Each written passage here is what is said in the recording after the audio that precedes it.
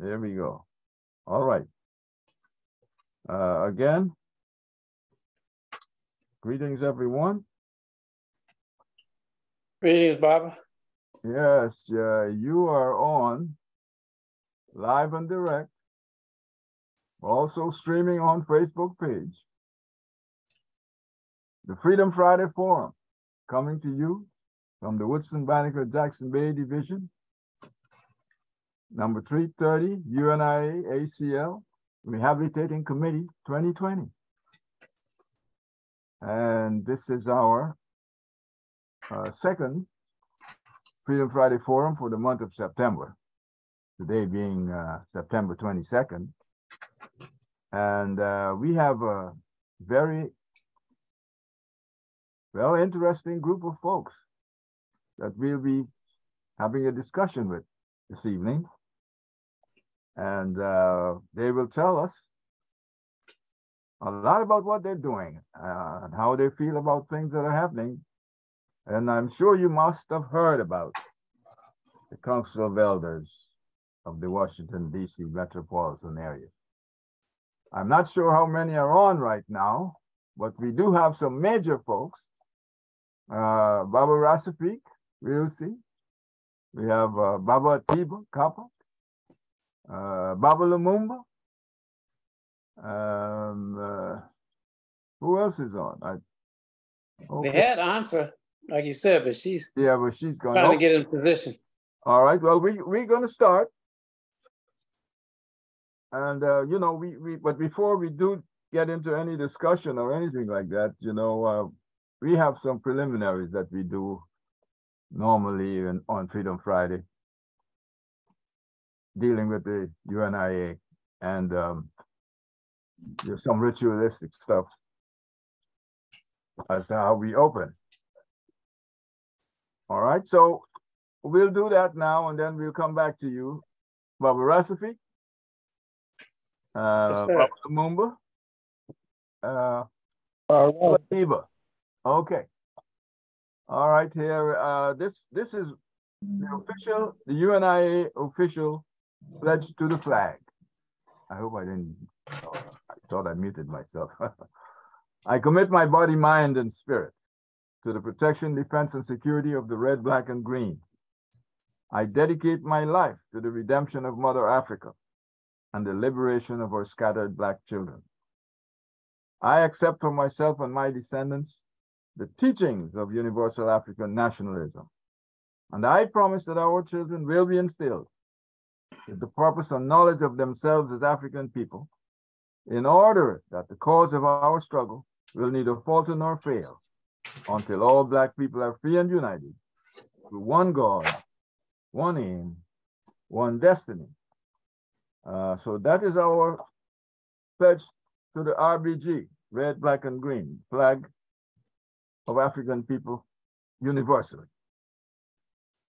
Again, so that those of you who may not be familiar with what the UNIA is all about and what we do, what we stand for, where we intend to be in the near future, I go to the Constitution of the UNIA ACL, and I'll read the preamble. The Universal Negro Improvement Association and African Communities League is a social, friendly, humanitarian, charitable, educational, institutional, constructive, and expansive society, and is founded by persons desiring to the utmost to work for the general uplift of the Negro peoples of the world.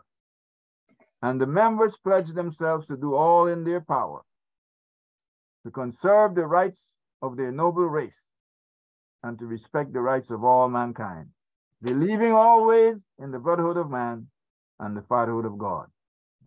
The motto of the organization is one God, one aim, one destiny. Therefore, let justice be done to all mankind, realizing that if the strong oppresses the weak, confusion and discontent will ever mark the path of man. But with love, faith, and charity towards all, the reign of peace and plenty will be heralded into the world, and the generations of men shall be called blessed. So there, folks, in a couple of sentences, is what we're all about, you and I. And part of what we do in, dealing with the race and all that is happening in a world in which we are dominated by others, even to this day, when the entire continent is supposedly free and the diaspora is supposedly mainly in democratic countries. In any event, we are having here this evening a group of folks who are in the Washington, D.C. metropolitan area. The Council of Elders. And most of what they do has to do specifically with the Washington, D.C. metropolitan area, but that does not mean that they ignore the rest of the world. So, with the members that we have here this evening, we're going to have a little chat, a little discussion as to what the Council of Elders is all about, a little of its history, a little of where it's going, and a little bit of some of the people on it and why they're on it. Okay. So I think I'll start with Baba Lumumba. Are you there, sir? Yes, sir. All right. I am. Can you hear me? Can you hear me? I can hear you loud and clear. Okay. And it's good to hear you loud and clear. I know you have a lot to say. I know everybody ought to hear you loud and clear. So, Baba Lumumba. Yes. You are one of the founders. You're a founding member. And so are the other members who are on with us here live as well. So, tell me something, Baba Lumumba. What is it you think the people ought to know about the Council of Elders of Washington, D.C.?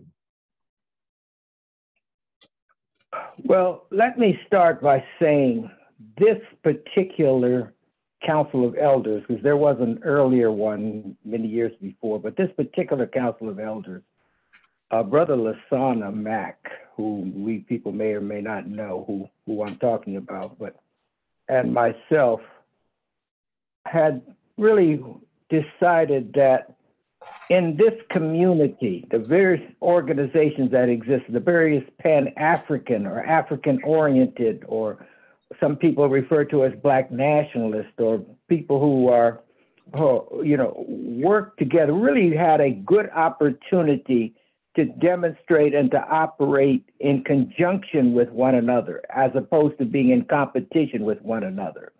That more than any other community that I know of, and I've lived in other communities like in Northern California, and I'm aware of New York and what goes on in Philadelphia and what goes on in Atlanta, Georgia, etc. The Pan-Africanists, the Africanists, the Black nationalist communities tend to be in competition with one another, tend to actually not demonstrate amongst themselves one of their core beliefs. Our core belief is Black unity. One of the things that we say we believe in is Black unity.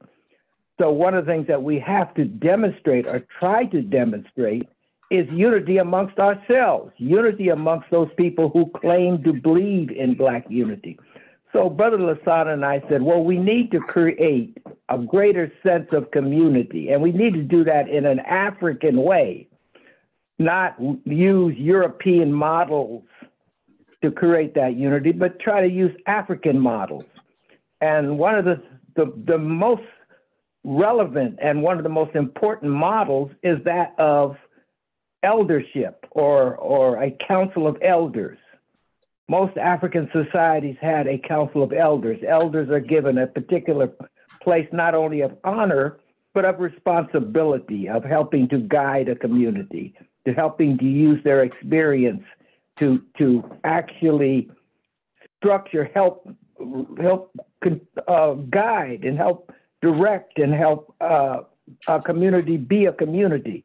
So we said, well, let's do this. So we created what we have become to know as LCPAN, which is a connection between the various organizations. We actually had 21 different organizations that fit into this criteria of being African-oriented, being Black-focused, being focused on Black unity, respecting Africa, loving Africa, using Africa as their frame of reference. There was 21 different organizations. We identified all of these groups, and we decided one of the best ways of connecting these groups in an African way, in an African context, was to create a council of elders. So one of the things we did in DC is we decided to offer each one of those groups. We set up and developed basic criteria, how old you have to be. I think the age at that point was 65. What the person had to have a history of involvement in basically within that Pan-African or African framework of working for a long period of time, and had to be the age of 65. But each organization was allowed to select their nominee to be a part of the Council of Elders. The reason this was done is to enhance the sense of community between the organizations in an African context. So that's what happened. That's how this development of the Council of Elders was established and why it was established. It was established in order to create an African context for a stronger community amongst people who actually already had a commonality of working together. We saw them working together, for example, in Kwanzaa. Kwanzaa, we always, with the aid of an organization called United Black Community, was actually demonstrated all of these organizations' capacity to work together. And that was another interesting part of the, there was a group already, United Black Community, that actually manifest this kind of cooperation during Kwanzaa. They provided leadership during Kwanzaa, and it was a successful leadership. It's a leadership produced, for example, the Kwanzaa calendar, which is by far the best Kwanzaa calendar in the entire country, that actually had real exciting programs and coordinated these programs that helped this happen. So we had a facilitating group, which I would call United Black Community, which is already doing the work. We had good relationships between these people. Nobody was really fighting each other, but they weren't developing the kind of cooperation that they needed to develop. And we had the willingness to come together to form a coalition, which we call LCPAN. And then we had the creation of a council of elders, of which these groups could nominate people to provide the cohesion, to provide the connection, to provide in an African context. So that's what we have. That's what we represent. That's how it developed. Okay. 2020. Okay. Okay. You want to say something, Baba Rasafi? Oh, Baba Rasafi, you got frozen there.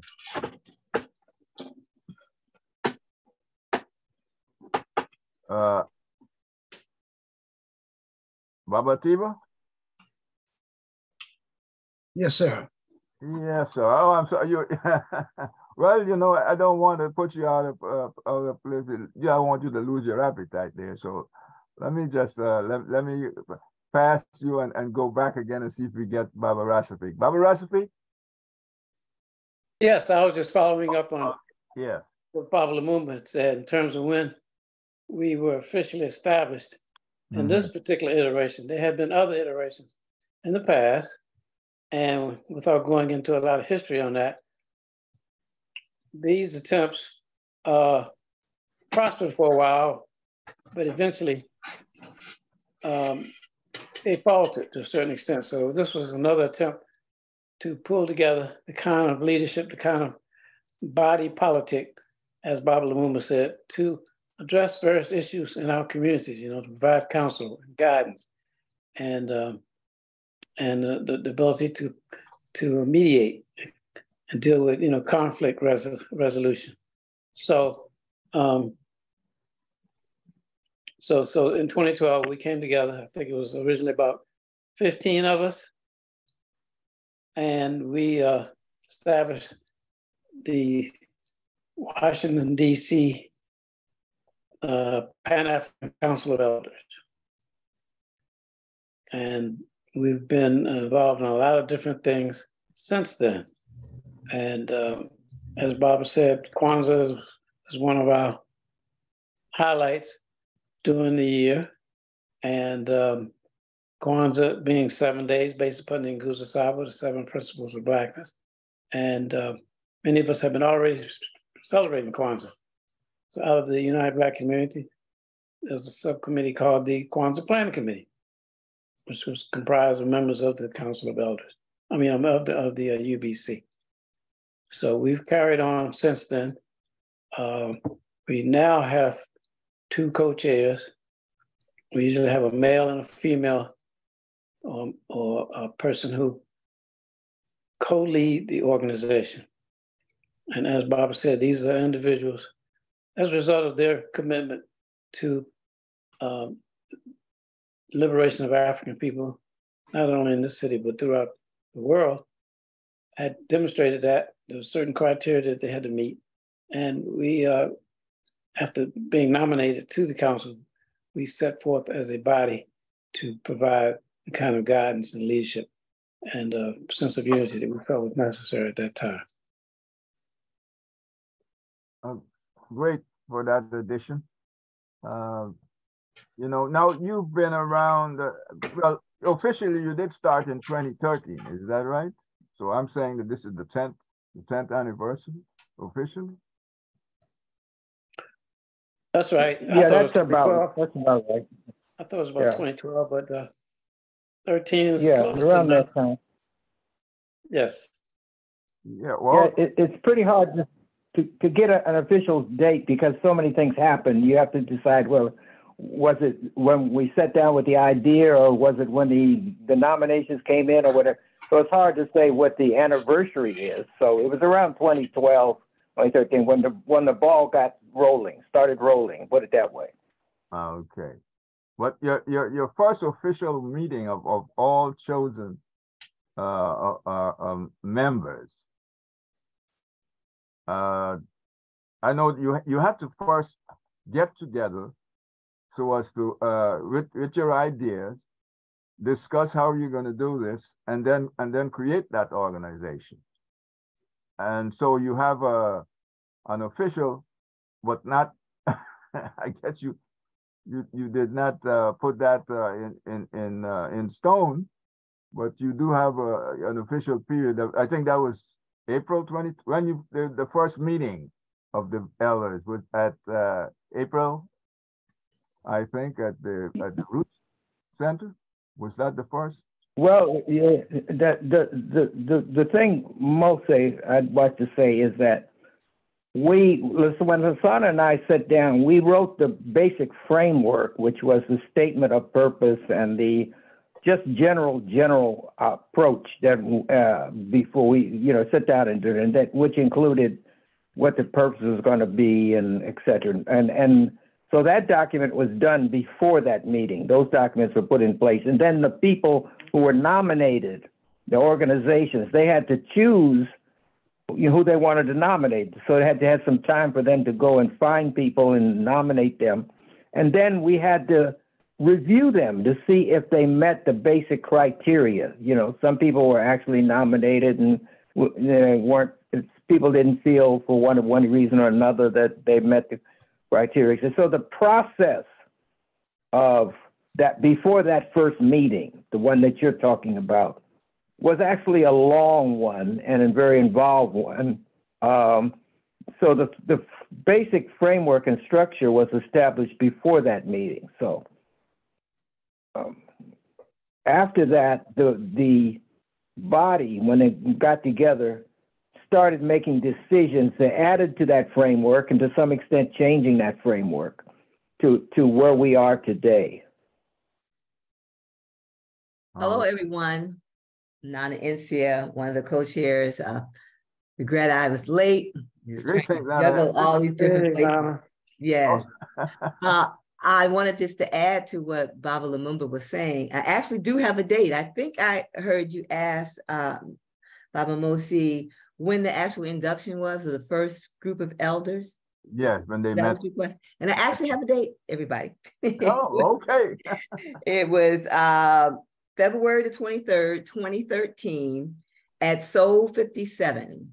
Okay. And you remember that was a nice building. It's over there after you, I'll get my Florida Avenue. Yeah, Florida Avenue, yes. And on the corner, very nice building. But that's where it was. I remember being there celebrating. I was too young at the time to be a member of the Council of Elders. So I was there celebrating everybody else. And so that's when it was, February 23rd, 2013 at Soul 57. Oh, well, you had qualified even though you were young. So well, that was true. I had some people have actually asked about that. Why are you going by age? Well, but you know, but I was. They were using age as a criterion, and I was too young to be on it then. So, okay. Well, great to have you on. Yes, and with the blessings, I aged enough to get to the point where I could be on. Yes. Yes, indeed. So, I think Baba Kofi is on as well. Is Baba Kofi? Yes, the other co-chair, Baba Kofi. Yes. Well, you know, I would like to, you know, formally introduce you. You know, so you did mention you said you were one of the co-chairs. So, folks, this is the female co-chair. Should I say that? Yes, right. Yes. In the sense of you know, the co-chair is having a male and a female, and so the female energy is right here with us, Nana Nsia, and Baba Kofi, Tyus is the male energy. Greeting, Baba Kofi. Hey, I'm glad to be able to join you tonight. Glad to have you join us. Glad to have you on. Glad to have you on. Yeah. This is indeed an honor to have the Council of Elders being here on the Freedom Friday Forum of the Woodson Banneker Jackson Bay Division. Now, let me say, you know, this business of a Council of Elders in an African sense is what has always been something needed in the African community. And this is if we go back historically, or I should say, within the concept of a community in Africa, this Council of Elders is that group of people who either they lead. Tell me what in making this up, this Council of Elders, anybody can answer this. Where did this come from? This concept. Well, you just said it, Baba mostly. Yeah. Well, I mean, well, you know, I am just, you know, I'm not. Historically, I know some people are really, you know, they've studied this thing, and I'm sure, as Baba Lumumba said when he and Lusana were discussing this matter, he had to do some digging as to what will be the purpose of this. What do these people do? What basically is how you look at this as your purpose? Well, Baba Tuba is our resident historian. He's done some research on this, and we made presentations to the community before concerning this. So maybe he could put it rather succinctly into you know, some type of historical context, please. Grateful. Okay, I'll do my best to try to succinctly. Yes, sir. Succinctly. Deal with that issue. I was thinking that word too, Recipe. One of the things that we have learned over the years is that from the 60s, we've been really blessed in Washington, D.C. to have not only people with vision, and by that vision, I mean people with vision of what it means to be African, and not only to be African, but to practice and live in an African perspective, live an African lifestyle, to create a space where there had not been that before, to speak to the need, to speak to the psychic need, to speak to the cultural need. Although there was lots of quote unquote Black culture around, it didn't go to the commitment of being African, okay? And so as we grew and transcended our Blackness, we became clear and more supportive of the idea, of the vision that we were African people of African descent living in the Americas. So that being the case, we all had different institutions which were expressions of the African vision that we saw. We had spiritual organizations, we had cultural organizations such as dance groups, we had schools, and so they were on one level, as Baba Lumumba was suggesting, we were like silos. We were all doing our African thing, but there was not a vehicle through which we connected other than through Kwanzaa. And so this was a vehicle that, and I was part of one of the earlier attempts to be, to develop the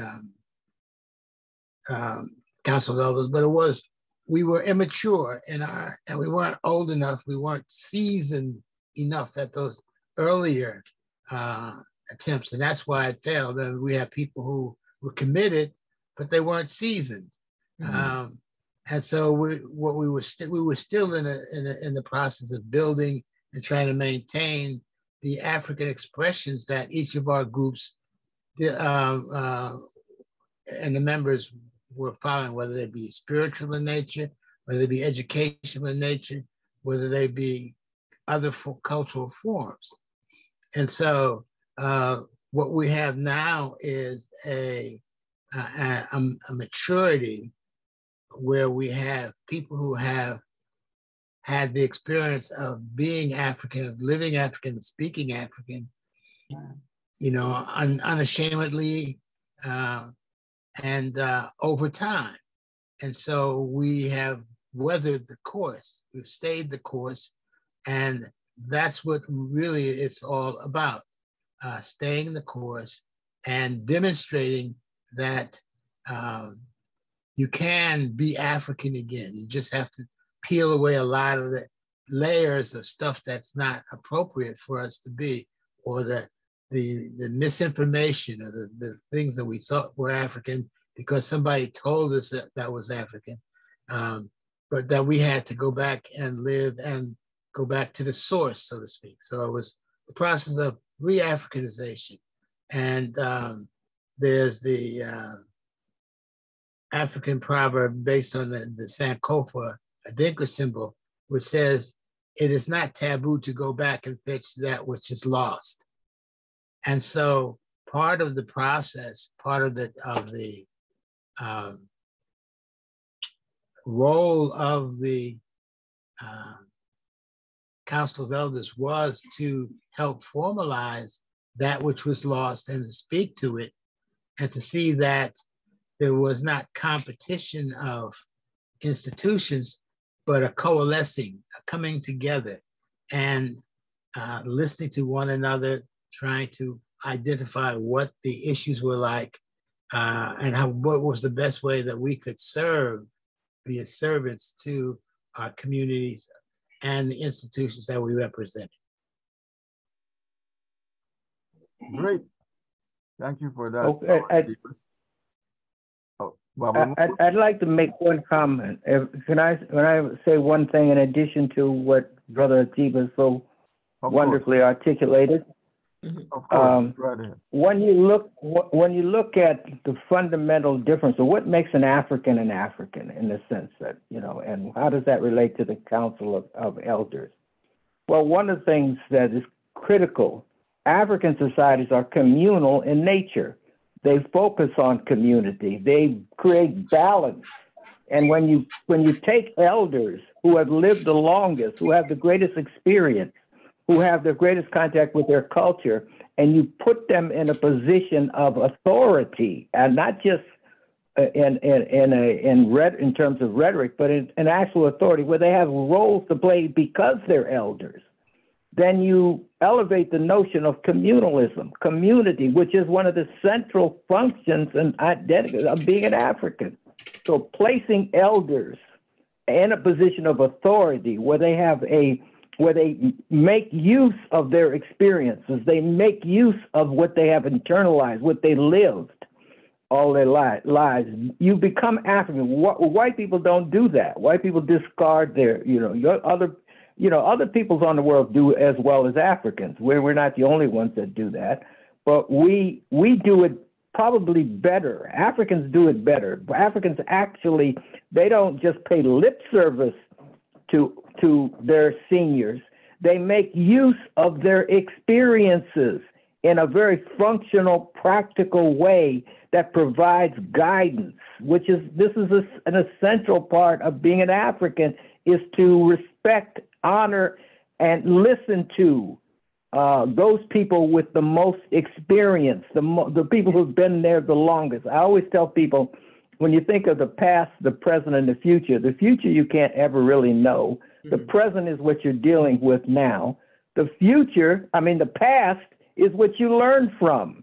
So the past, which is what seniors have ability to compare what they've gone through, their life. They have participated in the culture. They've demonstrated their loyalty. They've done all the things necessary. And we also want our young people to aspire to being honored seniors. We want our young people to want to one day be a part of a council of elders as a position of status, of importance. So we want them to aspire to that. So we have to demonstrate that. All of that is part of being an African and elevating our seniors to that.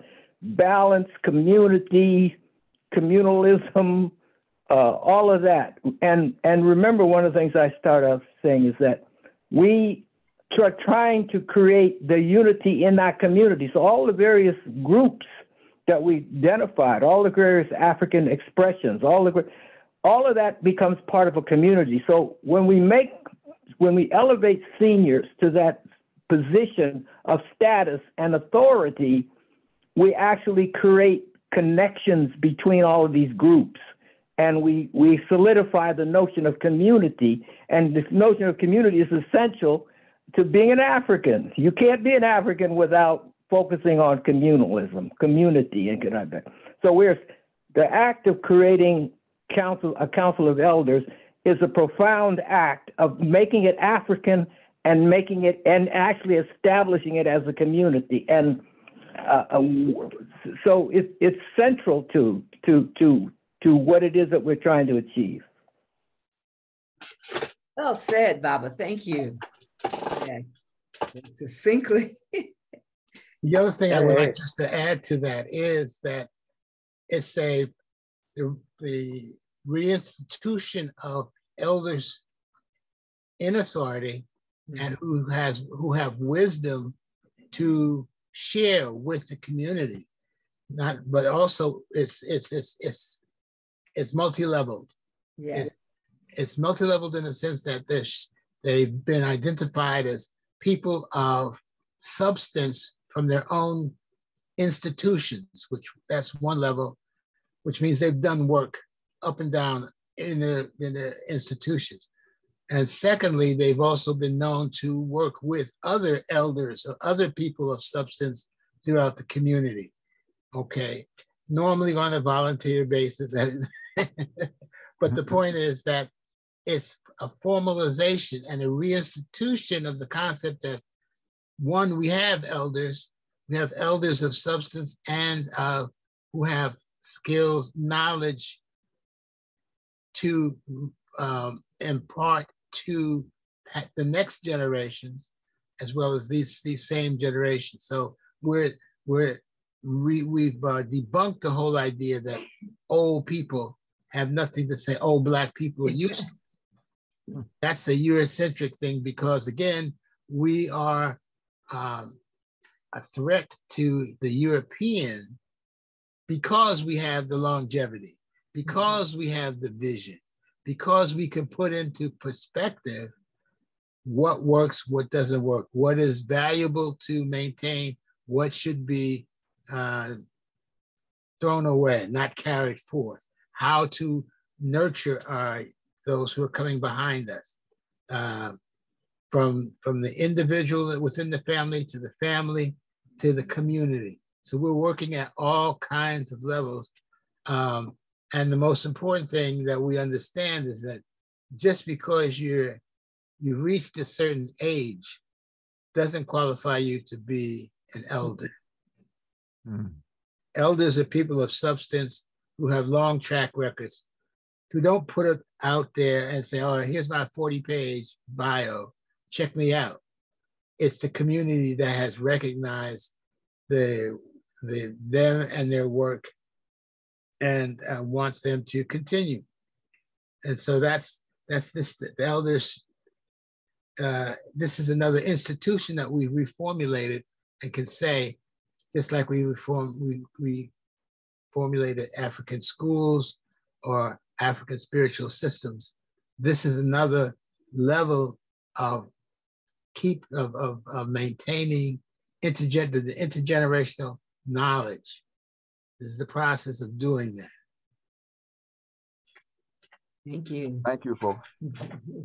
Now, in the interest of, let me say, protocol, I will put, if I have to put a question, and anybody put a question out there, that question will be directed to the co-chairs.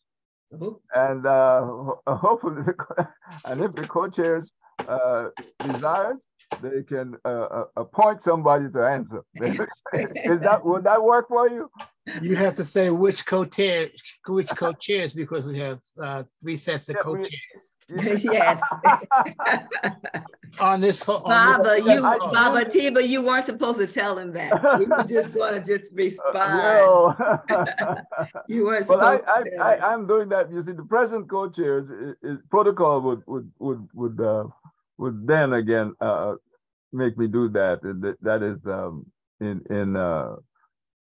directing questions to the co-chairs who are present, not the past, the co-chairs that are present.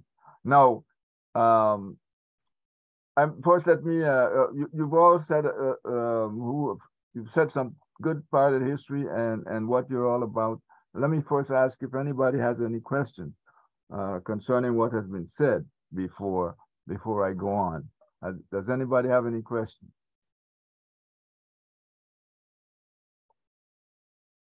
Well, that's dead air, so I'm gonna go on now, folks. Not trying to get hard questions to you. Since it's 10 years and has passed, what do you see now as the most important thing you ought to be dealing with in this society? Because of, I mean, you've been like interventionist in many things, but what do you see as the most important thing you should be dealing with right now with what's going on in the present society, or let's say Washington, D.C.? What is concerning you most right now?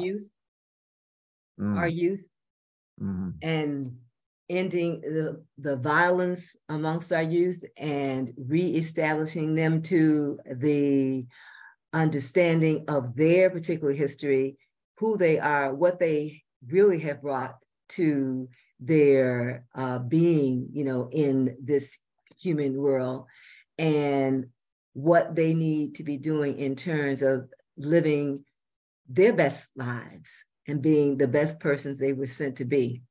we not only a should for us, it's a must, and it's something that we have been focusing on. We've worked on some different projects in some different communities in the city. And we're gearing up to do more and to make sure that our direction is hitting those different areas, where our young people are, and helping them understand that, from an African perspective, again, as Bob was talking about the community, what's been pushed in an African society, what the young people know from the day that they are actually given their official name, which happens before they can even ever say it, is who they are, how important they are, and that they matter to a community, that they are the continuation of that community. Our young people the majority of them do not have the opportunity to know that. They don't feel it. And that's why we see them in a minute, hey, I don't like it, take it out. And they want to take somebody, quote, out, because as far as they're concerned, they're already out. And it is definitely our mission, primary one. If we don't save and pull back and reclaim our youth, then we have nothing. We're gone. That's our future. And so that's our focus in terms of pulling them back, helping them understand that you matter, that you are loved, and that you are part of a whole, and part of not only in terms of being present, but there is a future that you are part of and that you contribute to. And you're more than the butt of a gun, more than what money you pull in from whatever, that you are our future. So if I could add to that too, Baba Mosin. Yes, sir. So much of what we have to offer is how to listen, and basically how to listen with our hearts.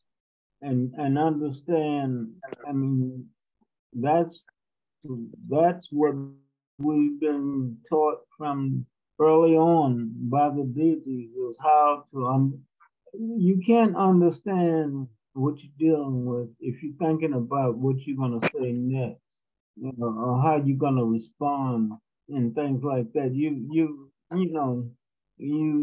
try to follow their logic and try to get to the root of the rightness or wrongness of it. But if you're gonna get stuck going back and forth on what you're gonna say, how you're gonna respond, and all that, you'll never get to understand it. And that's so important in what we're doing, and cutting down violence and everything else like that. It's a vicious cycle, and that's what we're told every day in so many words, is how to learn to listen, how to understand what we're dealing with, so on. I'll stop there. Yes, sir. Thank you. Now, a lot of people have a lot to say about youth, and I think in the UNIA we talk about that all the time, but there's lots of organizations out there that are trying to stop the violence and stop this and stop that among youth, but it's the actions of the youth that they're dealing with after it's been done. Mm-hmm. And don't you think that maybe it's something before that? We ought to get deeper than that in dealing with youth, because young people, they're human, and they're learning to do what they're doing. And how do we intervene, let's say, as elders, in impacting what's being done by, let's say, the authorities, those in governance and spiritual organizations, churches, etc. So I think that you will find that we do agree with you, Baba Mosi, with regards to the actions that need to happen should not be reactionary to what's already happened. We definitely do believe that it's exposing them to a different activities, exposing them to different ways to express themselves. Baba Kofi will probably talk about it later, but he's been engaged in the community. He started some years ago just presenting an art program and allowing youth to come in through that way and find themselves through the way they expose and express their art. I work with young girls from 12 to 18 in terms of a character building program. And the intent again is to allow them to redefine themselves and allow them to find themselves differently in the community. So we are moving to do these different programs that engage our young people, allow them to use talents that they already have in another way, allow them to be able to see themselves differently from being asked to participate in different situations that build them up and that are not focused on destructive measures. Yes, thank you. Baba Rasafi, were you about to say something? I was, yes. I think it's important that we establish a certain spiritual foundation in our youth. We have a number of traditional African organizations and groups in our community that certainly focus on the youth. And it's important that we instill in them a certain purpose, a certain sense of being, a certain responsibility, a respect, obviously, for the elders, and to follow certain spiritual practices and traditions, whether it's a Khan, yoga, Kemetic, Rastafarian, and other various groups, even certain Christian groups that have, a certain vision, a certain direction within a Pan-African context. So we're open to work with all types of organizations and groups, be it spiritual or religious nature, cultural nature, in order to give our youth that sense of purpose and give them direction and to understand that they have a role to play, a certain responsibility. And once they come to grips with that, then they can become whole, they can become more useful in our community. And then when you bring in all the other aspects of us as a people, whether it's historical, whether it's political, whether it's social, nutritional, all of these things are important. And to talk about nutrition, we encourage our young people to be about the business of wellness, to take care of themselves, to eat properly, exercise, meditate, have a sense of belonging in the world, and to embrace diverse deities and to follow the Creator's path in whatever way they feel is appropriate, but it certainly should align with some of the spiritual traditions and practices of our people. So that's first and foremost, we think. And most of the groups in the city have young people who are, geared toward that, who have made a commitment and are dedicated to carrying out that particular path in their lives. I appreciate you saying that, Baba Rasafi, and of the peace people in terms of the priests. As you know, I'm a spiritual leader, and I totally agree with that. And a lot of people don't want to go there with regards to talking. I don't want to talk about anything spiritual, but we have to go there. And I know with the young girls I work with, the workbook we use, I go there. And you have to, because that's a foundation. So definitely appreciate you bringing that up. Mama Tendai had a question that she put in the chat about where did the youth come from? And we are working with the youth in the community. And when we say community, we're Washington and DC, as well as Maryland. And I'm not sure about in terms of Virginia, but we've done some things with Washington and Maryland. Our resources, as you probably can surmise, not a lot with regards to the Council of Elders. We have small income in terms of the things that we contribute. And we don't have any, large fundraising activities that we promote. And as a result of that, we look to engage ourselves with groups and organizations in the community, whether it's Maryland or DC, that we can offer some assistance in terms of, what we bring to the table for helping our youth, and talking with our youth and sharing with our youth and helping build our youth up. Again, traditionally, our young people are, a lot of them are used to, grandma being raised by the older person in their household.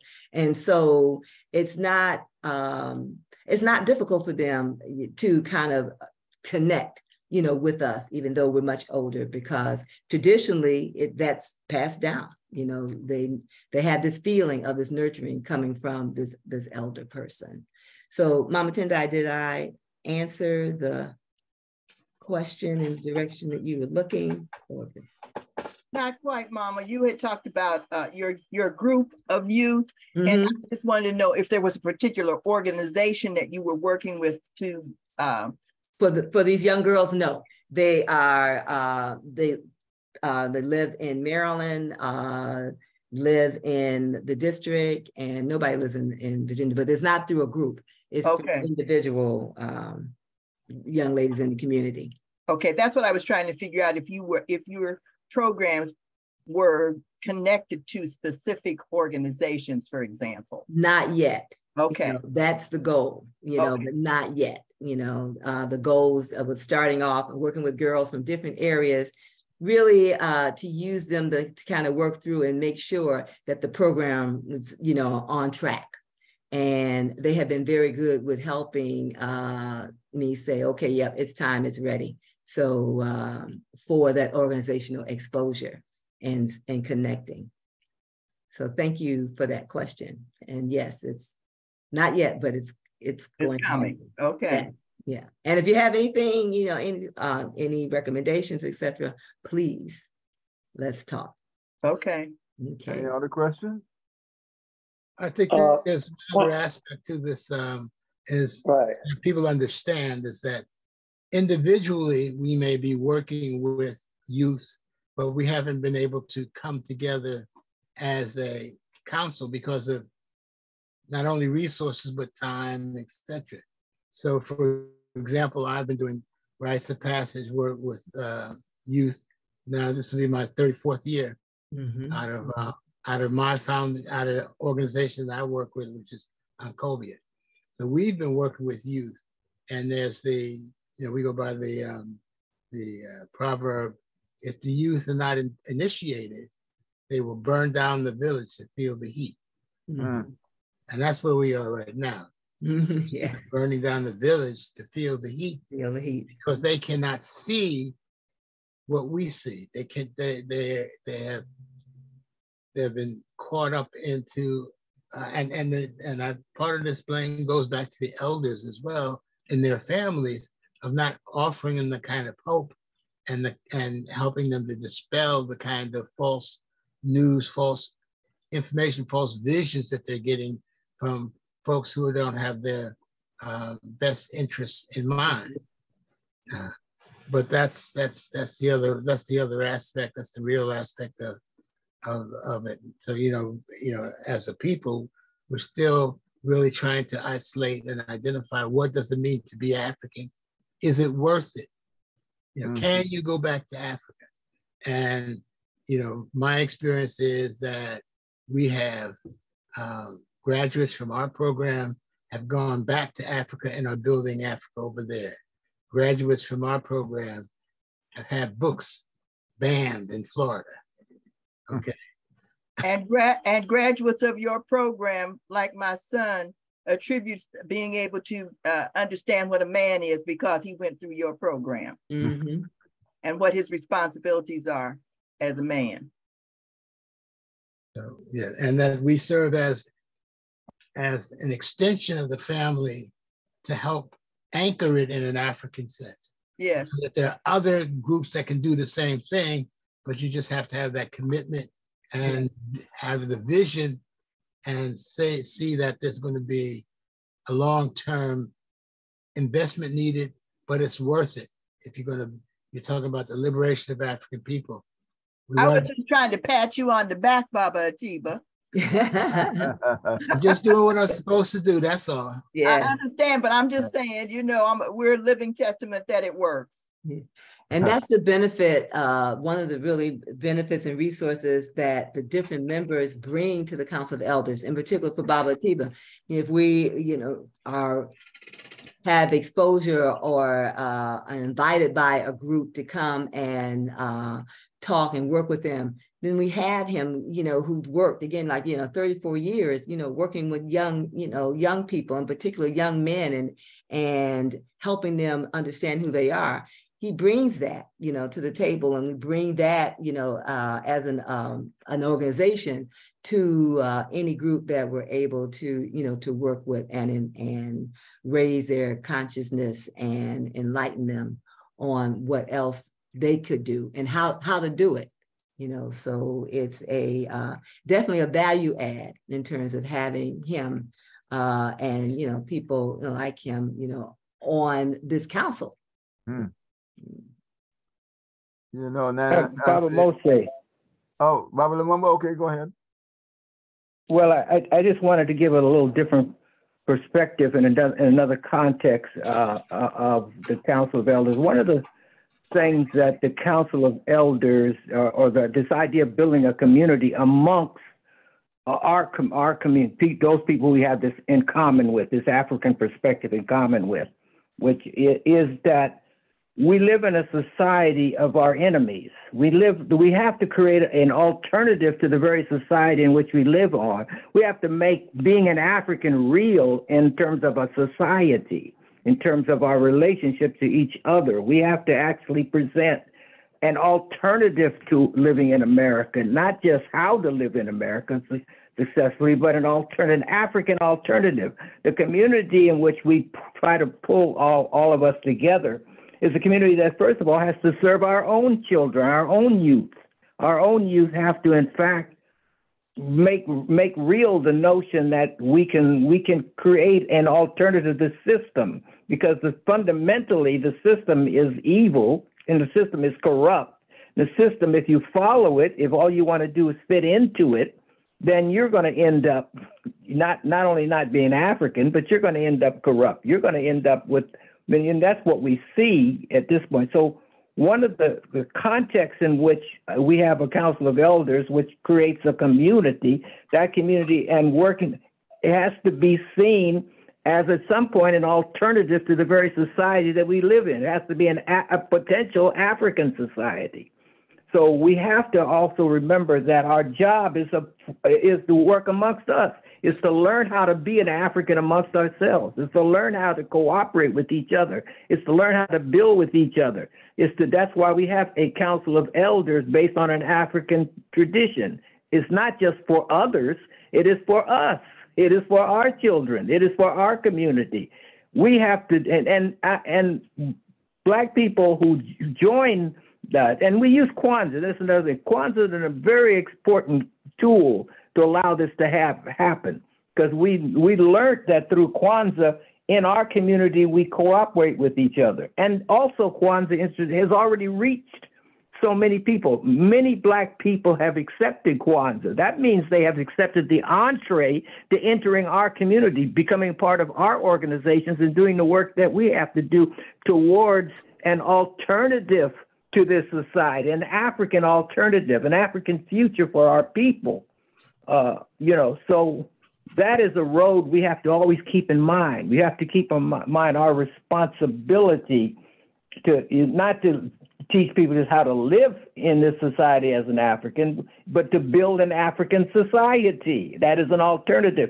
This society is is on the decline. It is really what we see is a society that is self-destructing.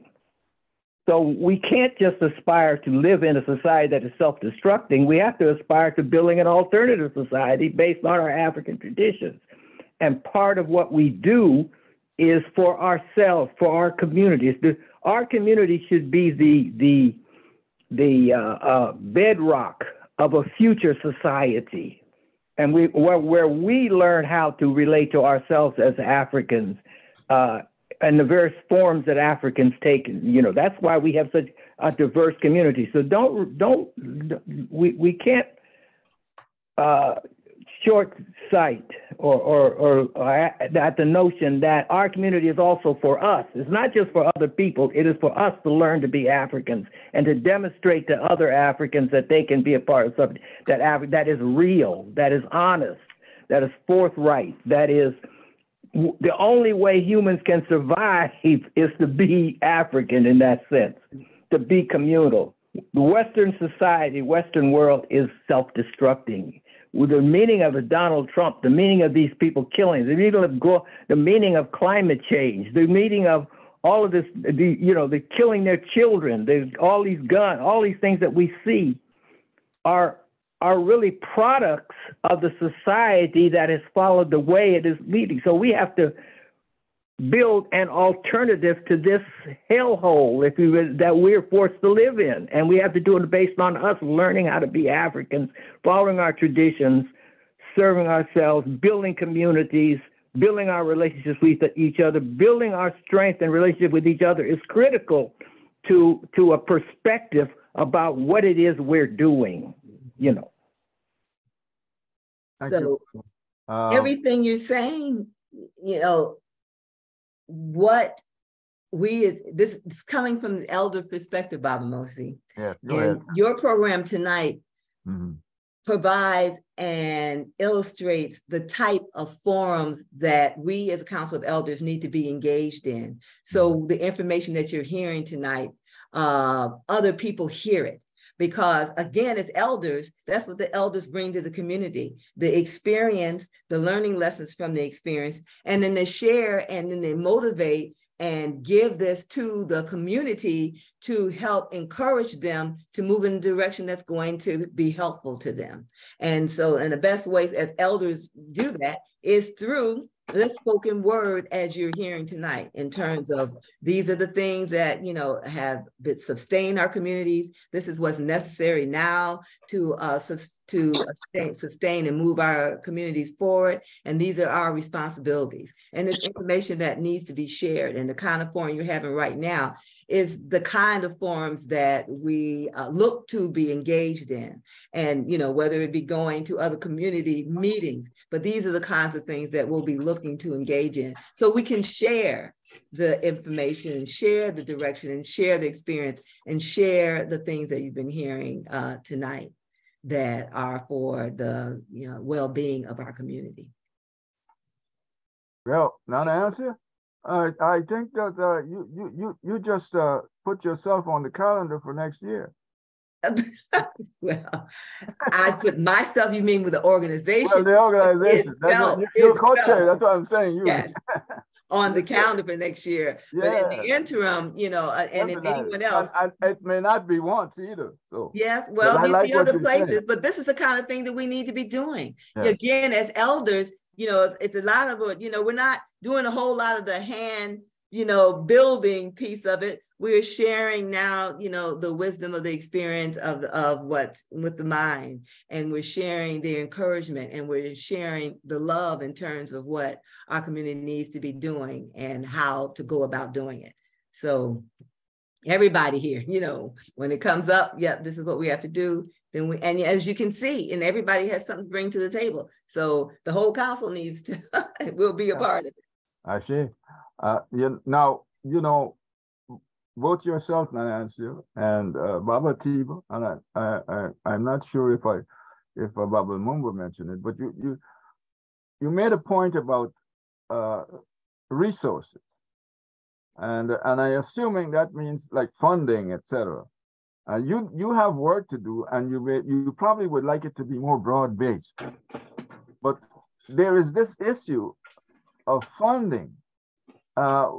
What frustrates you the most when it comes to that funding issue? Not having enough. Yeah, but I mean, you're trying to get it, but I mean, you know, what are the frustrating issues when you're trying to get funding? Oh, Baba Kofi? Baba Kofi? Yeah, the machine froze on me. Oh, okay. Did you say something? Oh, I thought you wanted to comment on the question. Yeah. He was asking what frustrates us most about the funding issue. What's the frustrating issues you have when it comes to funding? Let's say not just the Council of Elders, but the work the Council of Elders would like to do, and what some of the members are doing in cooperation with the council. Well, the members are cooperating. We all make a monthly contribution, and that's what our treasury is built from. When we're having different events, our organization doesn't pay for our involvement in any event. People pay out of their pockets to represent the council at these events, and it's not coming. So we are, the membership, doing all that it can to make sure that we have some funds to work with. We are not in a position to take on lots of big fundraising activities, and we don't want it to get caught in that and get pulled away from our mission of supporting the community and sharing with the community the information, just like we were talking about earlier. So when you say with frustrating, money issues, I kind of move from just thinking about, frustrating. Yeah, well, I'm saying that because, let's face it, you can't work without funding. Right. And you're saying you're coming out of your pocket. You're doing work in the community. It's for the benefit of the community.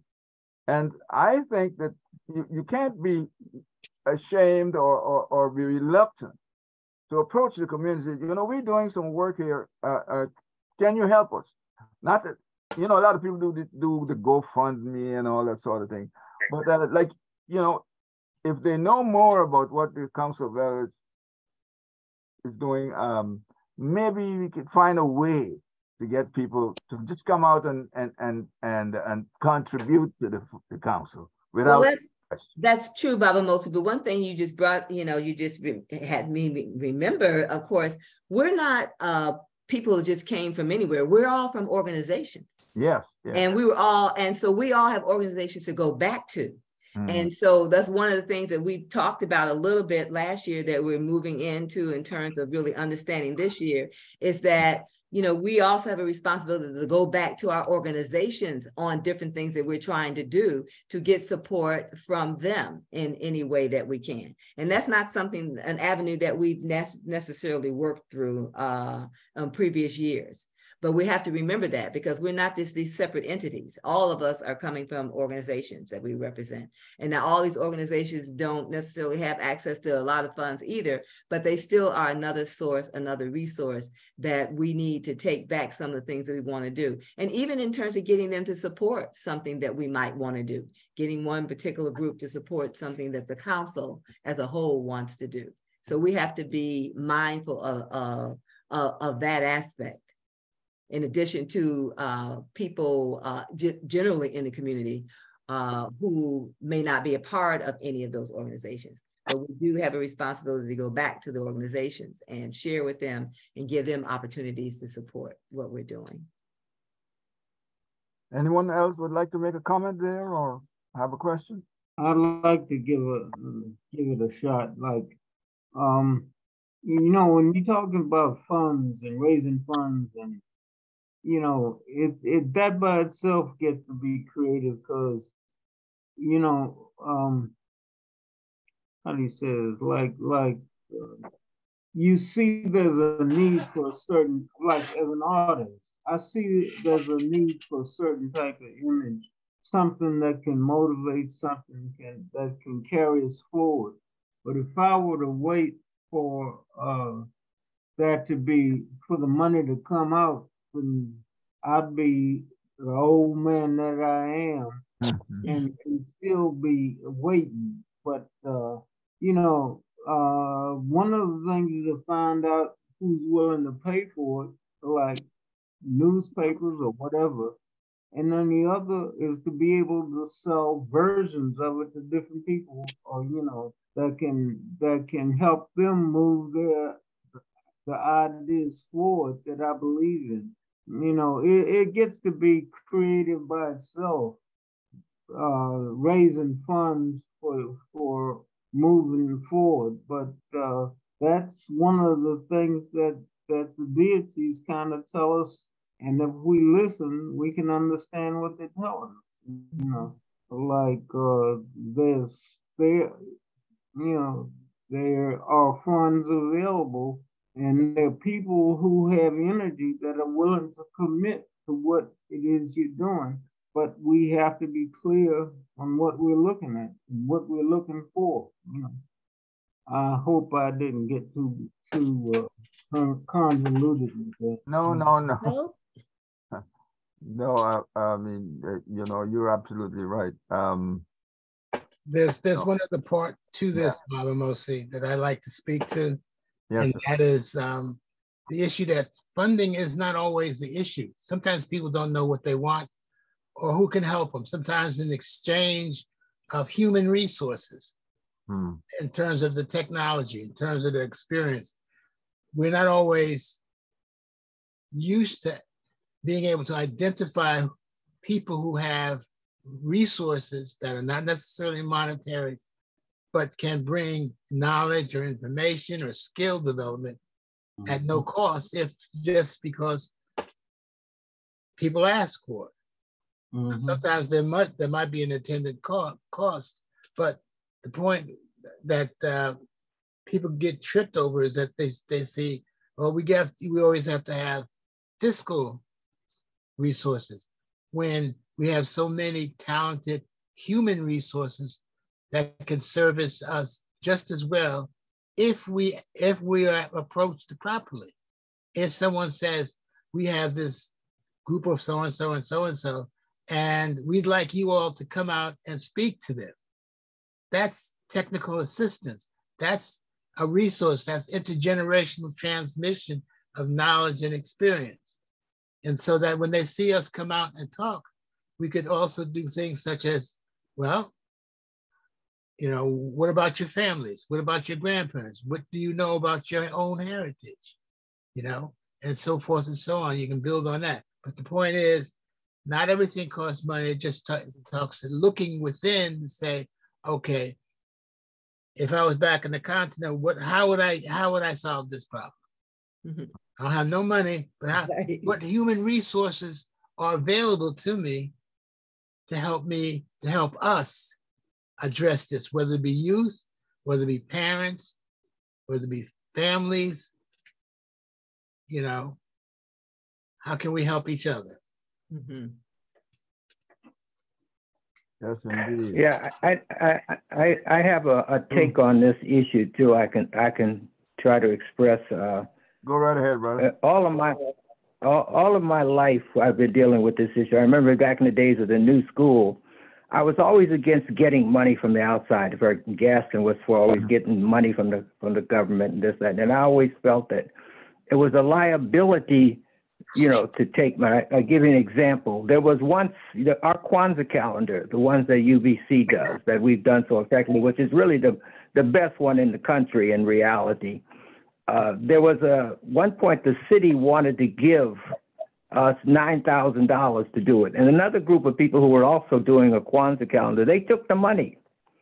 But guess what? Next year, the money wasn't available, so they couldn't do it. They couldn't put it out. But when we didn't take the money and we struggled and we used a little bit of money, we used our resources and we used what we had and put it together, we were able to sustain that calendar and have it grow better. So that our lack of money, our lack of funding from somebody else actually helped us perpetuate a calendar that's been going on now for 20 plus years, as opposed to the calendar was funded that only lasted 1 year. Funding can also destroy your capacity to grow. It can destroy your ability. So you have to be very careful. The source, yeah. Pardon? The source of the you need you need to develop all the skills that are associated with developing anything incrementally at a rate which actually facilitates your growth, as opposed to focusing on money is very dangerous. It's very it can often be counterproductive. It's often, you know, you only need what you need, and at this point in our struggle, we can provide what we need to do the things that we need to do, and we can grow incrementally by doing that. You know, we're trying to build, like I said, an alternative to the system. The system is not going to fund you building an alternative to it. It ain't going to do that. If it funds you, its purpose is to destroy you, is to eliminate, make you dependent on them, and then you know, they can easily stop what you're doing instantly. So you have to keep that in mind. You can't really focus on money. And as we have enough money, we have, well, just like Adiba was saying, we focus on what people bring and put in the pot, and we use that. We focus on their commitment. We focus on what they can bring. You know, if I got $5 or $10 or to give, and you got 100 people that's got $10 to give, we got money that we can do something with. But we need the 100 people more than we need, you know, you know, if it's choice between getting 100 people to raise $1,000 versus you know, being given $1,000, take the 100 people and their commitment, their involvement, their enthusiasm, they're joining you, they're willing to cooperate with you. That's how you build. You use those. The people are the resources, not the cash. You know, so it's been my experience that it's not a good idea to focus on money, and that in itself will undermine what it is you're trying to do in the long run. It takes a long time to do anything. It takes years. It takes generations to build what we're trying to build. There'll be generations. We're working on this Council of Elders. We'll be generations. So we have to build a process which allows generations to do and build on our work. Nothing is done quickly, you know, that's going to be sustainable, and money cannot be used as the focal point of what it is that you're trying to build or develop. Otherwise, you'll defeat yourself. Well, you know, Baba, I don't think we were trying to say funding coming from anybody but ourselves as African people. I mean, let's say us here in the Washington, D.C. metropolitan area, I'm sure we've got about maybe 500,000 people. All we need is $1 from each one of them. And we got $500,000. The whole thing is coming in our people. Mostly in our community, we have to define our people as our community. Yeah. Those people who are, that's why we have these 21 or so organizations. They are our community. Those are the people who we can rely on to get money. We can't go out of people who don't believe with, most Black people don't even believe in Black unity. They believe in integration. They believe in, you know, well, most Black people believe in that their future, that's why rich Black people do what? They buy bling bling with their money, and they marry white people. They don't devote it to the movement. Our community is only a specific group of people. Our organizations are African based. Our organizations understand what it means and the necessity to be together. Very few Black people understand that, and we're trying to bring that first to ourselves and then expand that. With that, we can move ahead. With that approach, we can move ahead. If we take the approach that all Black people believe what we believe, then hey, you haven't looked at. Yeah, I didn't. Somebody. Okay. Yeah, go right ahead. You finished? Yeah. I said enough. Oh, let's put it that way. Was that you, Baba Rasafi? No, sir. Oh, okay. I think somebody just unmuted the wrong time. Oh, okay. Now, okay, you'll move on from the funding part. But that could go on for a while, and but we are frustrated. I am frustrated. I mean, I'm in an organization, and I understand that very much. So it's a process, and it takes a while for people to understand when you working in the African community and you're working for the African people. Some people may not believe that that's what you're doing because we've had so many people who have scammed us in the past that if people take their time when it comes to dealing with something that is good for them in this community, and some of the things that some of the organizations we're trying to build, and how difficult it is to get people to contribute towards that. It's difficult, and it's a long-standing fight. Anyway, if there's anybody has with a question or a comment,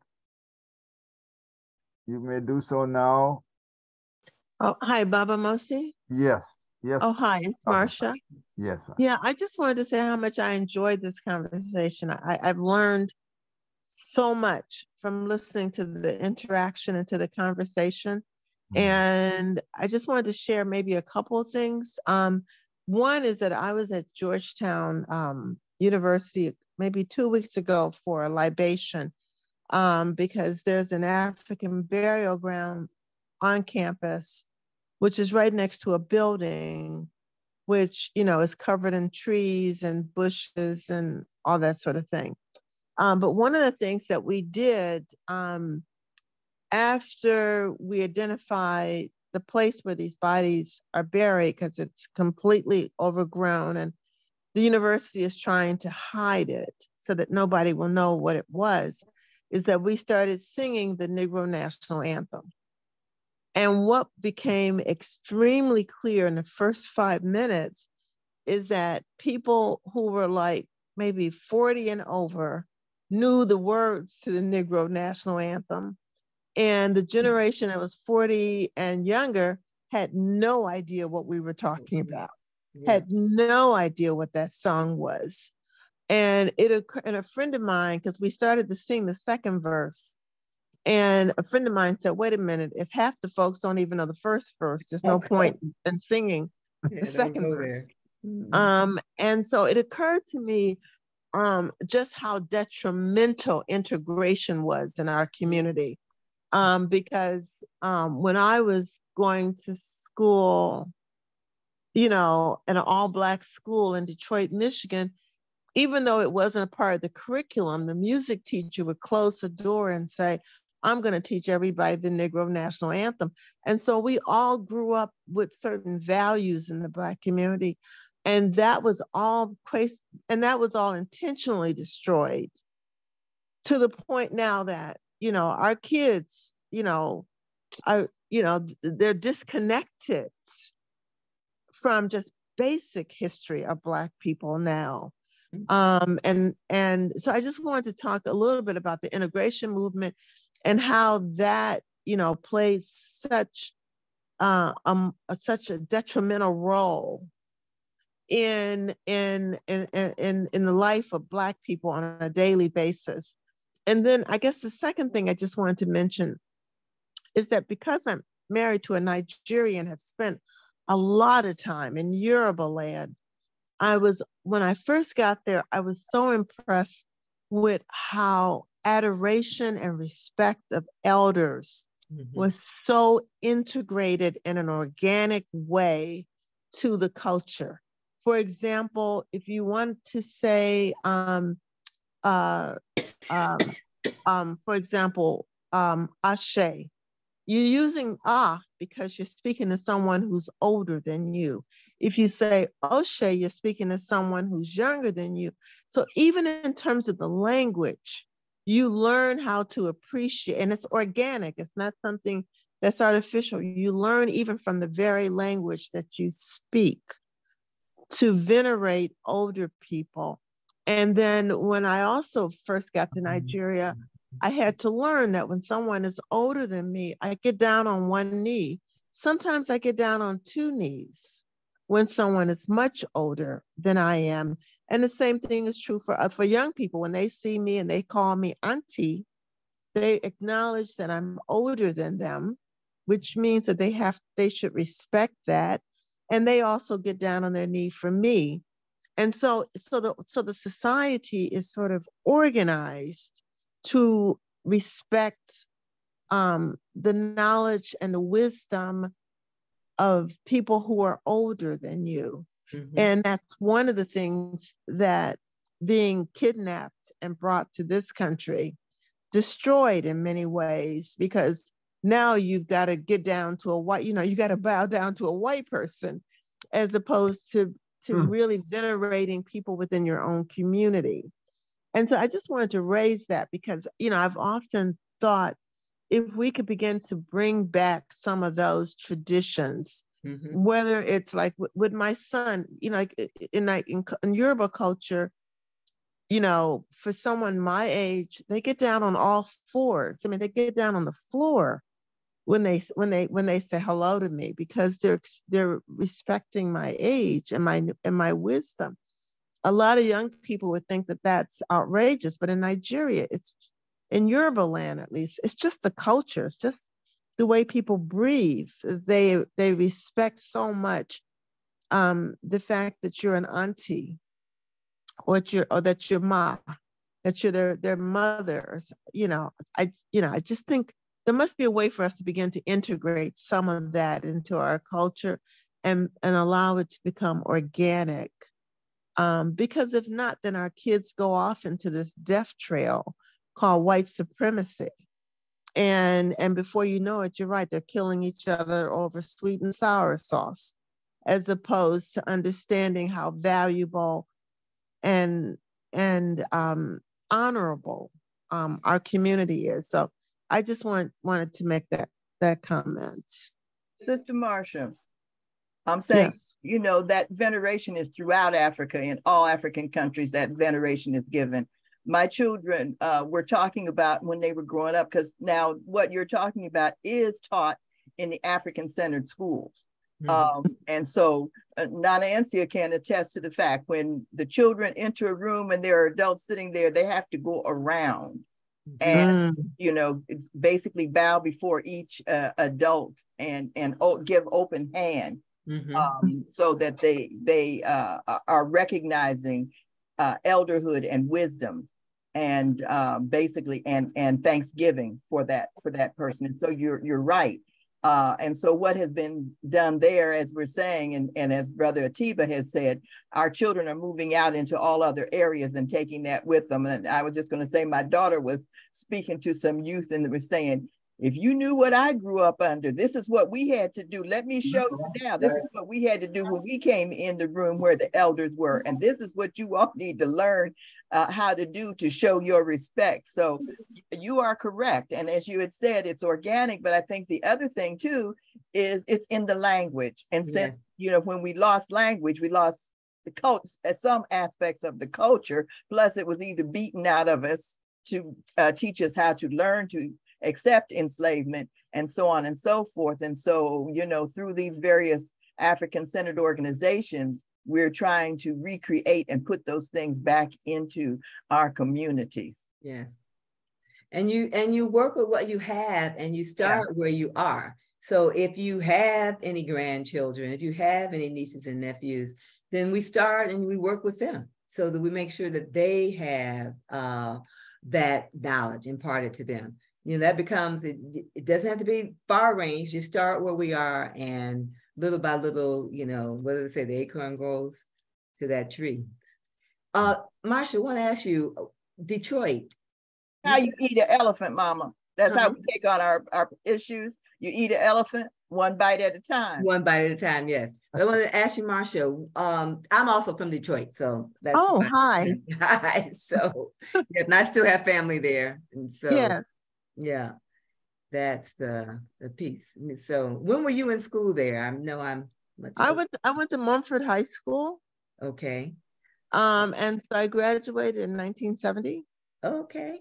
Yes. Yeah, when were you there? I was out of college in '69. Now, wait a second. I know this is Council of Elders and all that, but yeah. So I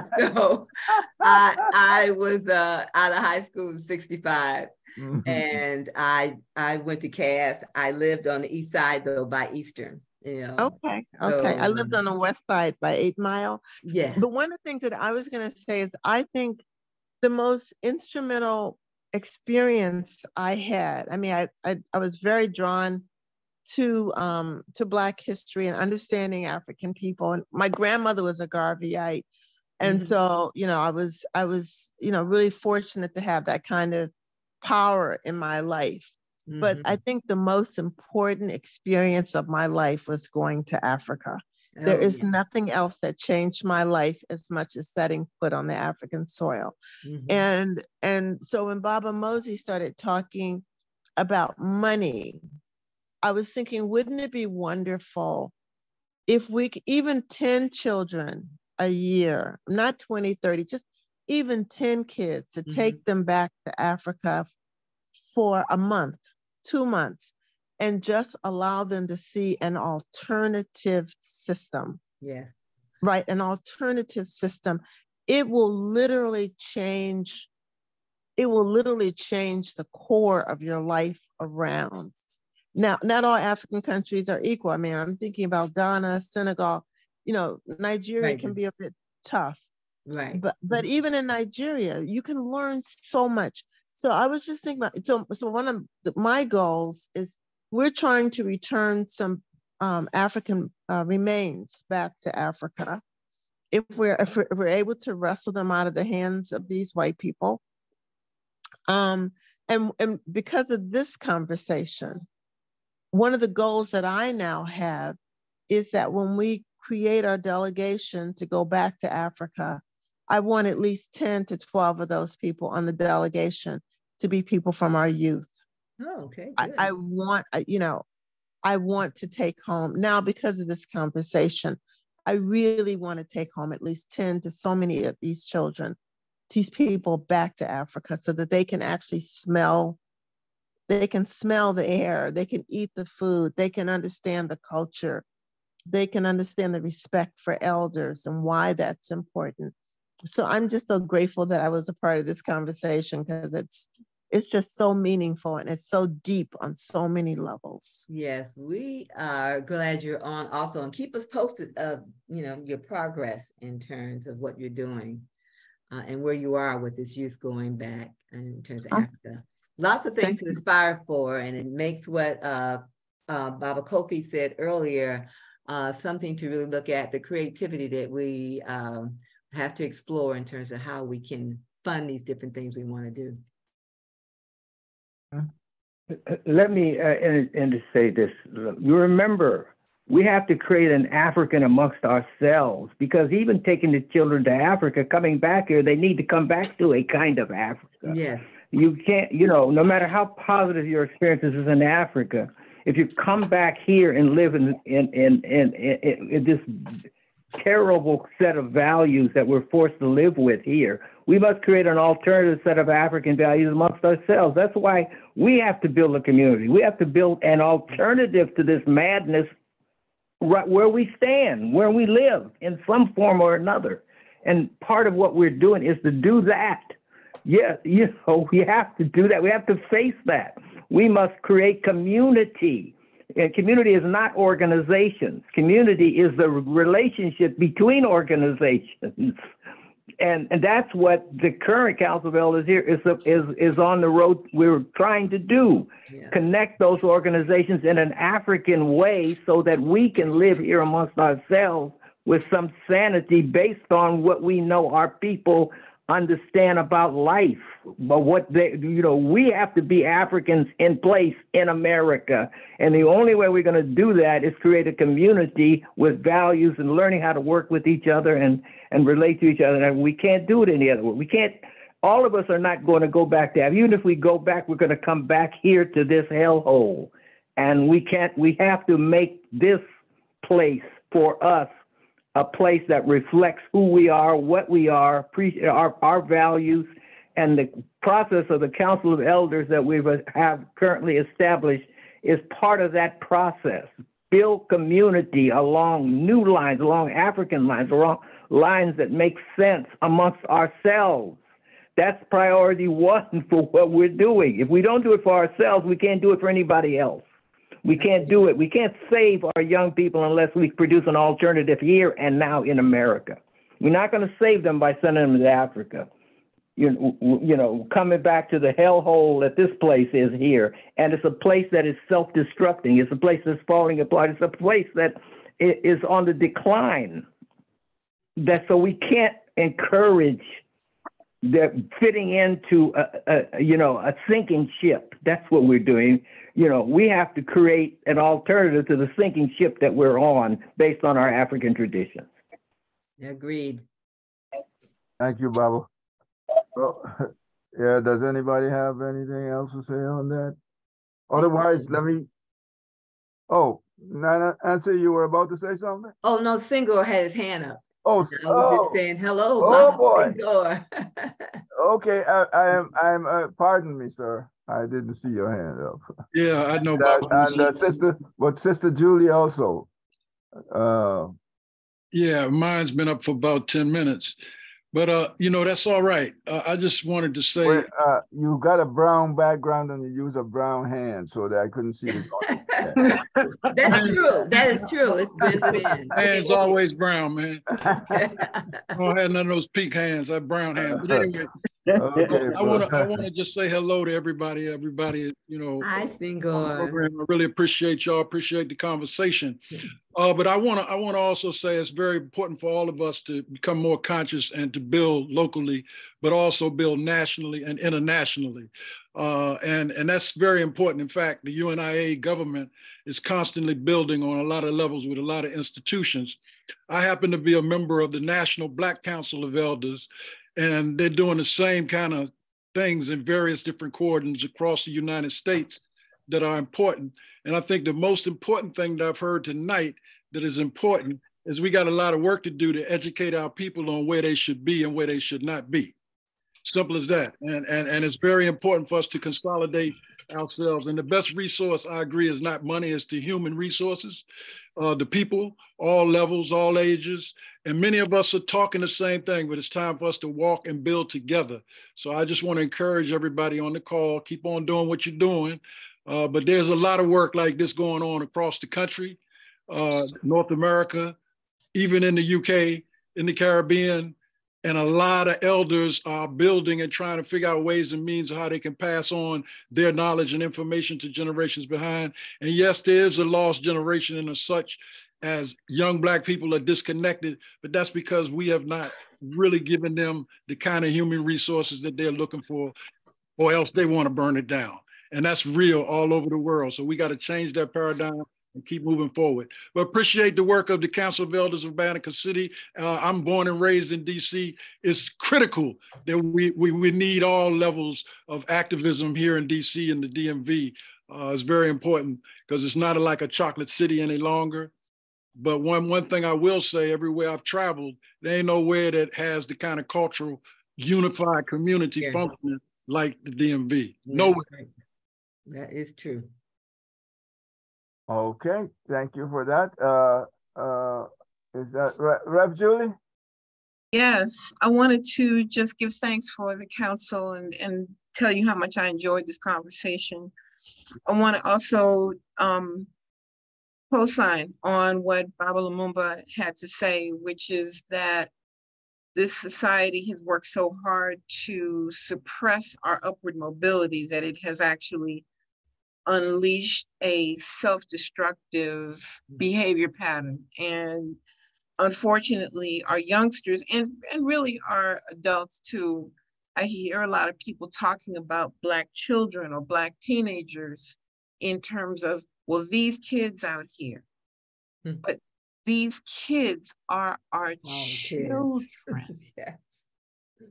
Who are deserving of more love and more nurturing than we have given them. And so I think Martin Luther King acknowledged during his movement that he was integrating Black people into a burning building, and that has proven to be true.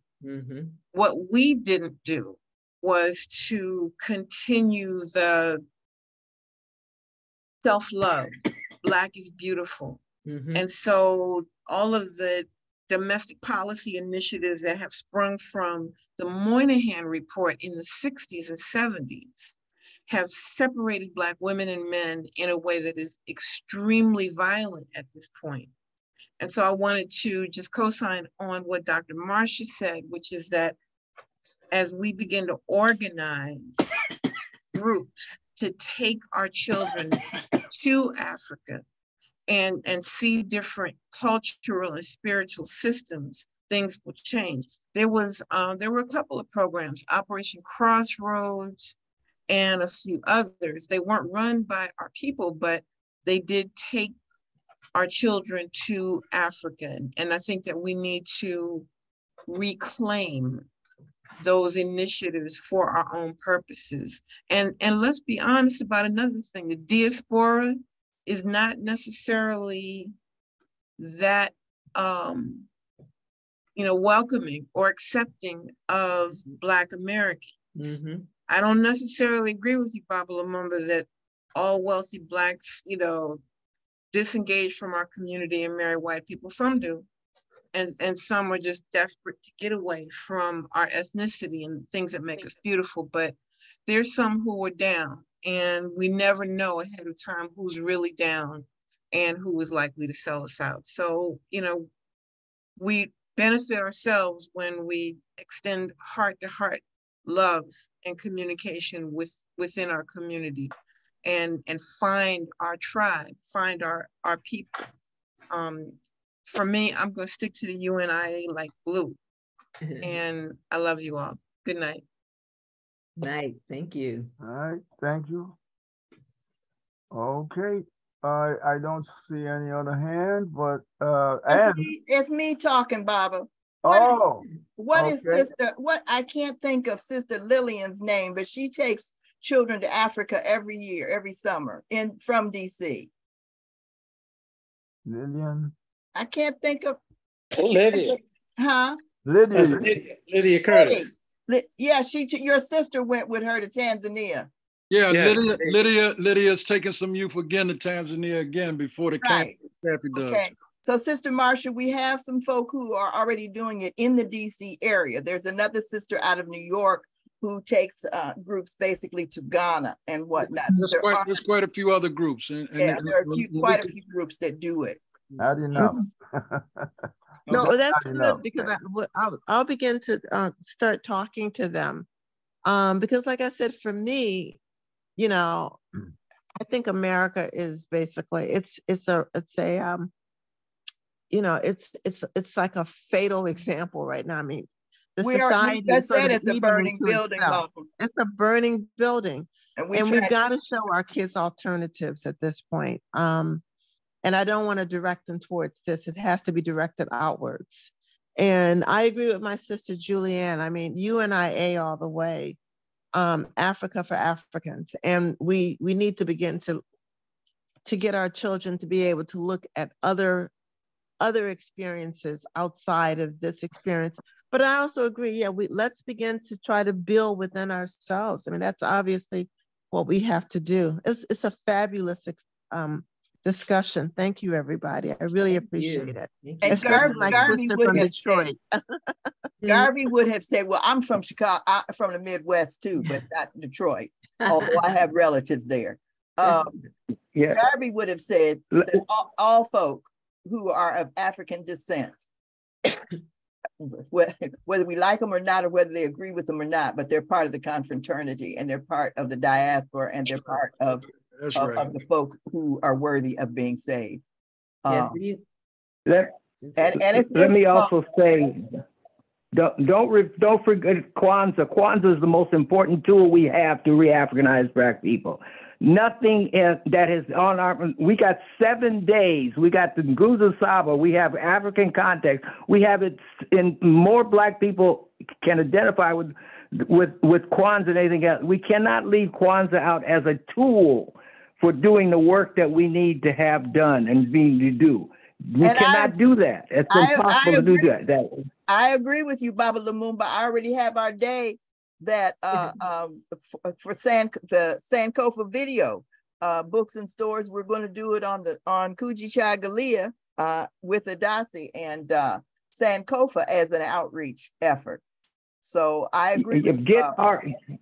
Get our people, our youth involved with Kwanzaa. Get them around drum, and look at those principles. You got 7 days that you could work with our youth, and they already know about Kwanzaa. They've already been experienced Kwanzaa.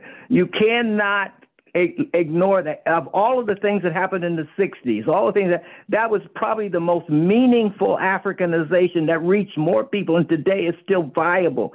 You got the federal government putting out a stamp on Kwanzaa every year, even though it's not in the museum downtown. The African Cultural Heritage Museum does not contain a word about Kwanzaa at all in the entire museum.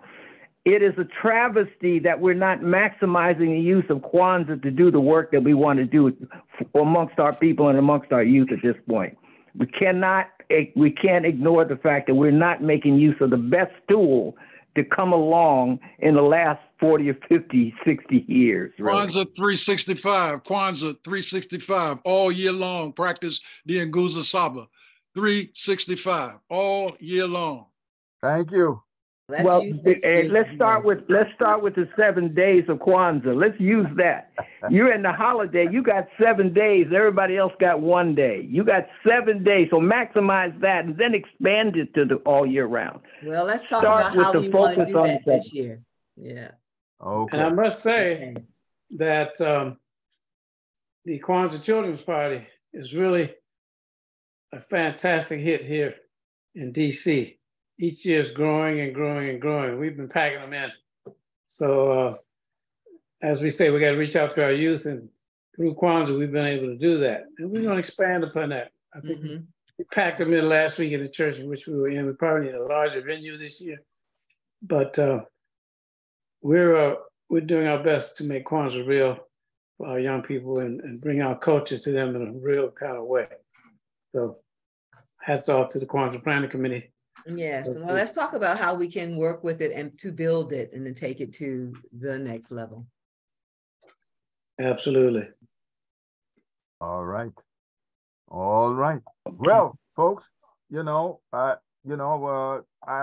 too senior to be up after 9 o'clock. So. Not on Friday night, Bob.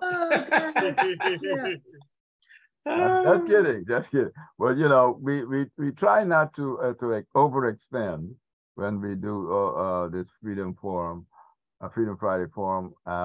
We book for 2 hours, but then we usually try to make it 90 minutes so that there might be a little banter after that and so on. So and we're almost at that point, the 2 hours. So anyway. I want to say how grateful I am that the Council of Elders have agreed to come on and Freedom Friday Forum on this day.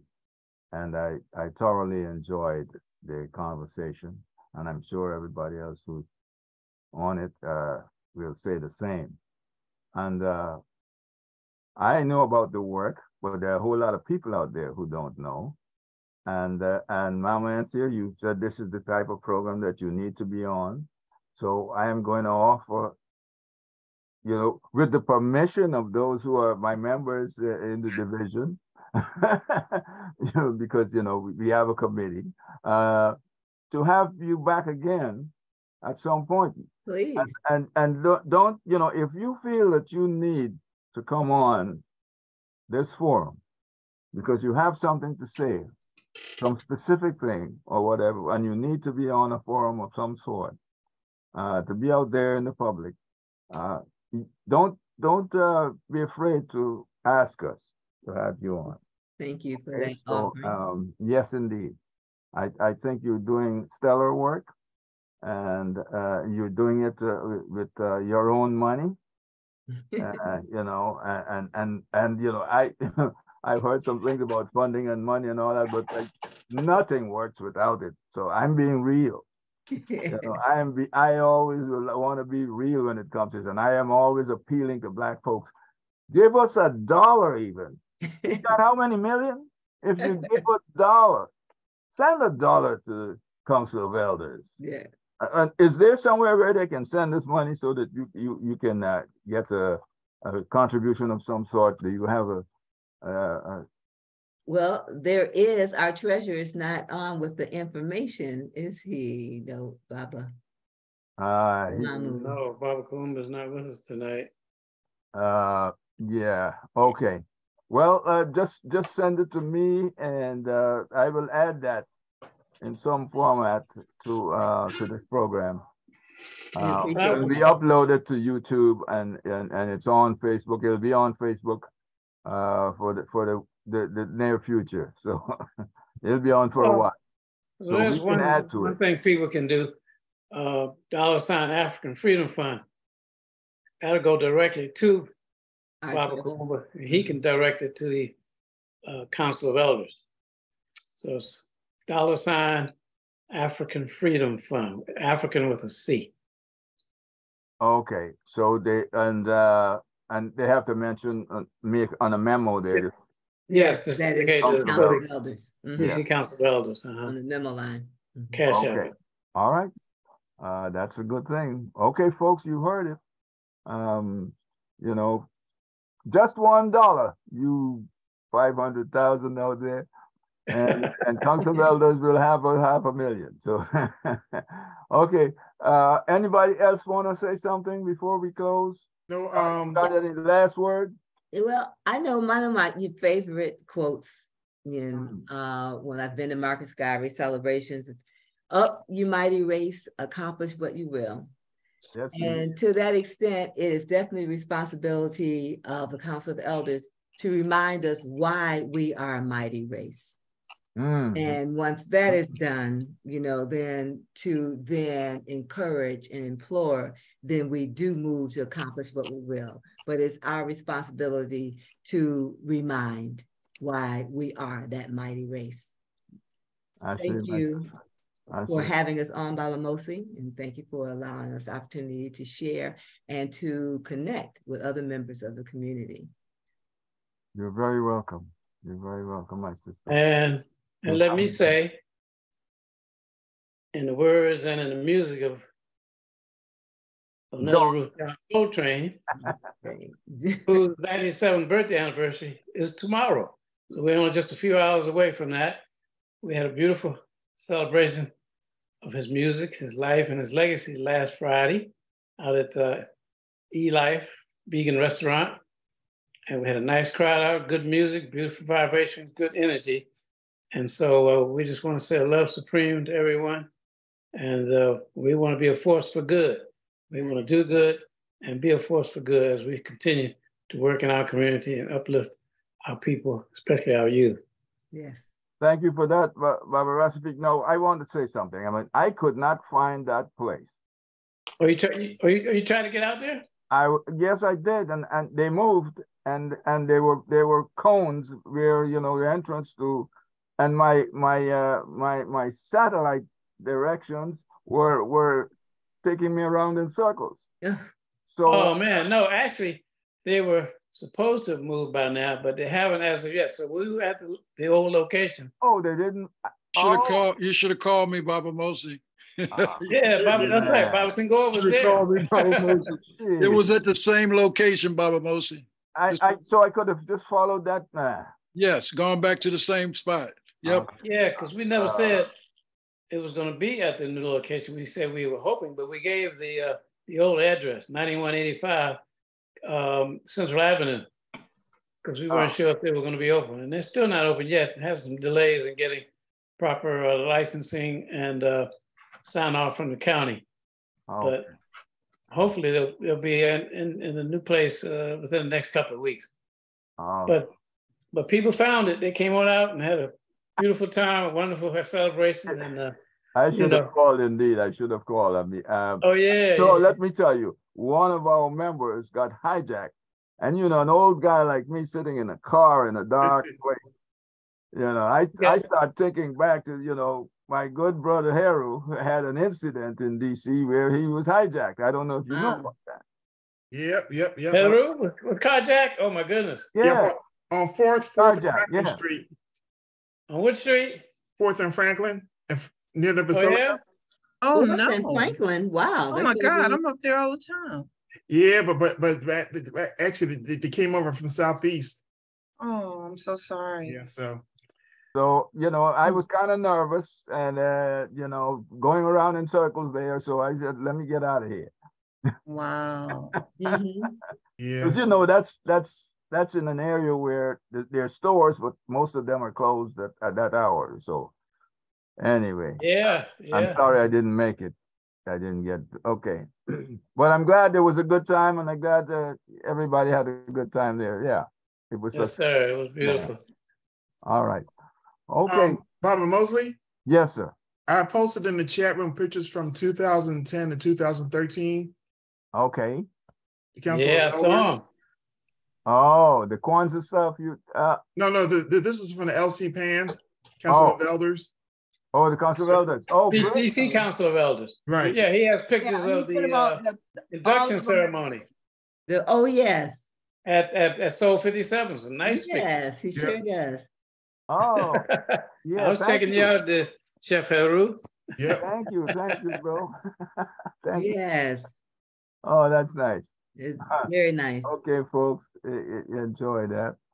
All right, and you know, we'll make a 2 minutes, but then we just close. We're using our motto, the motto of the UNIA, and like you said before, Nsia, up your mighty race. You can accomplish what you will. One God. You can accomplish that. You can accomplish sending that 500,000. Just send $1. You have 1,000,000 people. So one God. One God. God.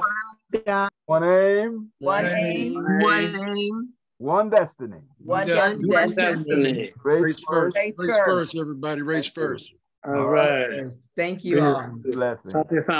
Yes, that's Mama Tendai, so good to see you. You're muted.